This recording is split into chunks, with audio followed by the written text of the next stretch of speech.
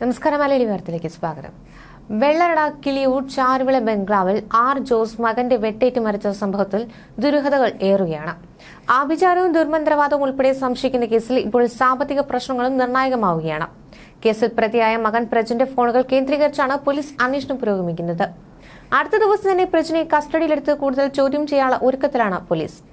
കൊലപാതകം നടക്കുന്നതിന് 4 ദിവസം മുമ്പ് പ്രജിൻ ഐഫോൺ പൂർണ്ണമായും ഫോർമാറ്റ് ചെയ്ത ശേഷം രക്ഷിതാക്കൾക്ക് തിരികെ ഏൽപ്പിച്ചിരുന്നു.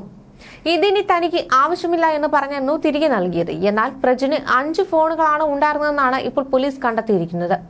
ഇതിൽ ഏതാണ് ഉപയോഗിച്ചിരുന്നതെന്ന് കണ്ടെത്താൻ സഹോദരി ഉൾപ്പെടെ കുടുംബാംഗങ്ങളെ പോലീസ് വിളിച്ചു വരുത്തി മൊഴിയെടുത്തിരുന്നു.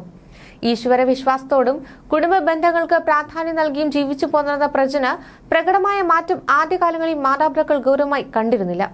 നിയന്ത്രിക്കാൻ തുടങ്ങിയപ്പോൾ അത് വീട്ടിലെ കലഹങ്ങൾക്കും കയ്യാങ്കളികൾക്കും കാരണമായി. പ്രജിൻ കൂടുതൽ സമയം ചെലവഴിക്കുന്ന വീടിന്റെ 2ാമത്തെ നിലയിൽ മാതാപിതാക്കൾക്ക് പ്രവേശനമില്ലായിരുന്നു. അർദ്ധരാത്രികളിൽ വാഹനമെടുത്ത് പുറത്ത് ഉൾപ്പെടെ പോകുന്ന പ്രജിൻ എപ്പോഴെങ്കിലുമാണ് തിരികെ എത്തിയിരുന്നത്. ചോദ്യം ചെയ്താൽ മാതാപിതാക്കളെ ദേഹോപദ്രവം ചെയ്യാനും മടിച്ചിരുന്നില്ല. കൊച്ചിയിൽ സിനിമാ പഠനം പൂർത്തിയാക്കി തിരിച്ചെത്തിയ പ്രജിൻ സിനിമാ നിർമ്മാണത്തിനായി പിതാവിനോട് പണം ചോദിച്ചിരുന്നു.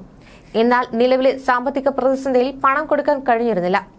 ഇതേ ചൊല്ലി കുടുംബത്തിൽ വലിയ പ്രശ്നങ്ങൾ ഉണ്ടായിരുന്നു. ജോസിനെ പ്രജിൻ മർദ്ദിച്ചിരുന്നെന്നും സൂചനയുണ്ട്.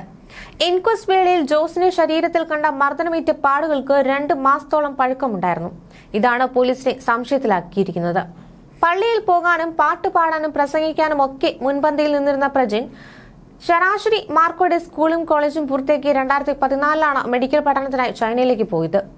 ഏകമകന്റെ ആഗ്രഹങ്ങൾക്ക് എതിരു നിൽക്കുന്നവരായിരുന്നില്ല കിളിയൂരിലെ ചാരുവിള വീട്ടിൽ ജോസും ഭാര്യ സുഷമയും.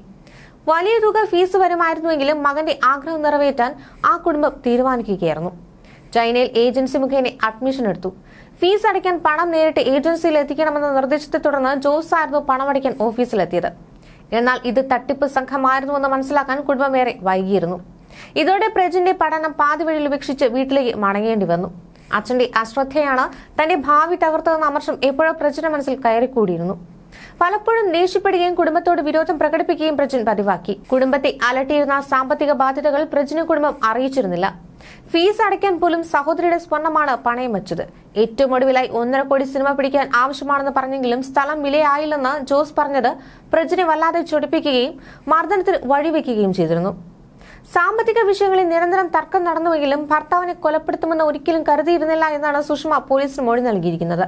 കുടുംബം ഉയർത്തിയ ആരോപണങ്ങളിൽ വിശദമായ പരിശോധന അന്വേഷണ സംഘം തുടരുകയാണ്. മകന് ജാമ്യം കിട്ടരുതെന്ന അമ്മയുടെ ആവശ്യം പോലീസ് ഗൗരവത്തിലെടുക്കും. അമ്മയെയും സഹോദരി ഭർത്താവിനെയും ഒരു അയൽവാസിയെയും കൊല്ലാൻ പ്രജിൻ പദ്ധതിയിട്ടിരുന്നു. ഈ സാഹചര്യത്തിലാണ് പ്രജിനെ പുറത്തുവിടരുതെന്ന അമ്മയുടെ ആവശ്യം. ഈ സാഹചര്യത്തിൽ പോലീസ് അതിവേഗ കുറ്റപത്രം നൽകും. സാത്താൻ സേവയിലേക്ക് അന്വേഷണം നീളാനുള്ള സാധ്യത കുറവാണ്. കൊലക്കേസ് അന്വേഷണവും കുറ്റപത്രം നൽകലിലേക്കും പോലീസ് നടപടികൾ ചുരുങ്ങും. ന്യൂസ് ഡെസ്ക് മലയാളി വാർത്ത.